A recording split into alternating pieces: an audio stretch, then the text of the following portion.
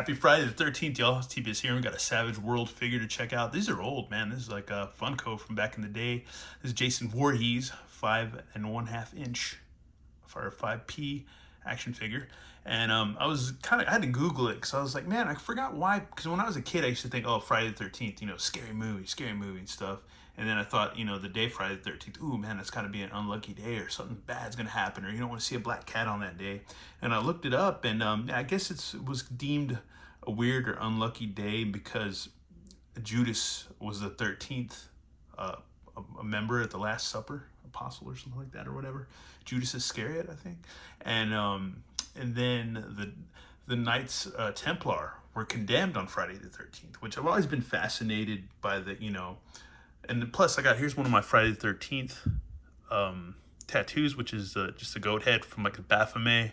And I've always been fascinated with Knights Templar and stuff like that. That's kind of why I got that tattoo or whatever.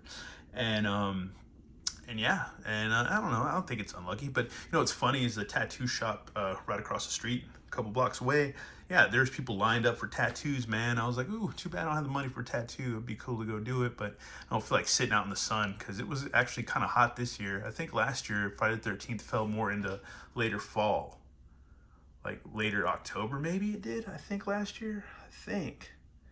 Because this year, this is pretty hot out there. Because I went for my neighborhood health walk, and I was walking by, and I was like, man, I feel for... Because you had a lot of different people from super skinny to overweight, guys and gals, and I was like, man, it's hot out there. I don't care if you're skinny or you're real fat. It's hot out there. It's super hot.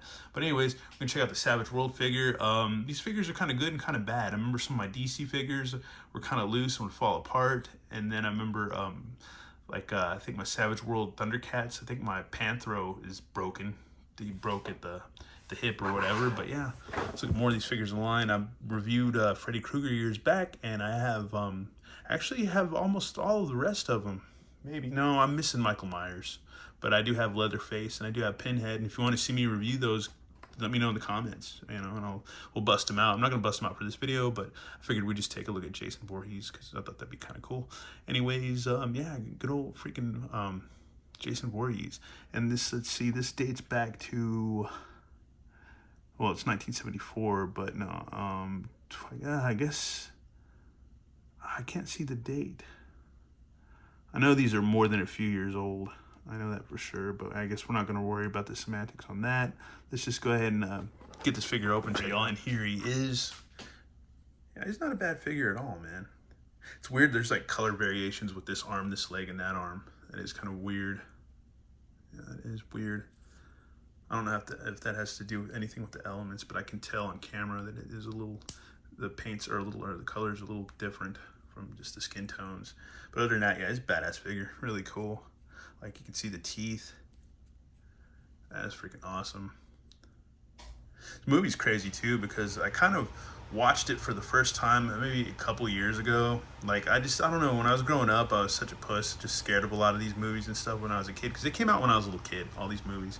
And then watching them, they're pretty much laughable, because we have the great Kevin Bacon in that first movie or whatever and stuff. And it's mostly like a lot of TNA, but we got to remember the template for all these movies, for all these freaking movies, is Texas Chainsaw Massacre. That's pretty much the template for any one of these movies where you have stupid teens going out, getting high, whatever, doing this, wanting to have sex, going out, being teens, and then later just getting slaughtered mercilessly, to death. But yeah, the sculpt is cool on this guy, but they're not the most durable figures in the world, so you kind of want to take care of them if you stumble upon them, which I think you would probably go on Amazon or eBay. It comes with that bone, because they're supposed to be Savage World, kind of like Motu stuff or whatever, Motu knockoffs. But you got like an axe with a bone handle, and you got a machete with a bone handle, so that's freaking cool. And yeah, you got 1, 2, 3, 4, 5, 6 points of articulation pretty much. But it's a 5-inch figure, so there you go.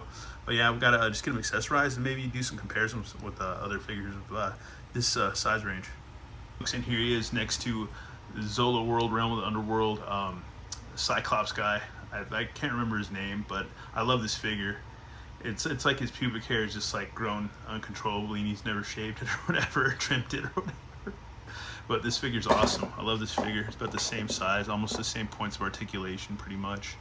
And And then you got Manny Faces, the mini comic version of Manny Faces, which was hard to get. And actually, I have an extra one sealed and carded, which I forgot about. And then we have good old Super 7, good old Conan from Super 7, which I want to get more of these guys. They got 2 more versions. I think they got a version of the camo version without the red, and I think they got like another regular version with the pants and stuff, the green pants, and yeah, no camo makeup and stuff from like the movie and stuff, or both. They're both from the movie.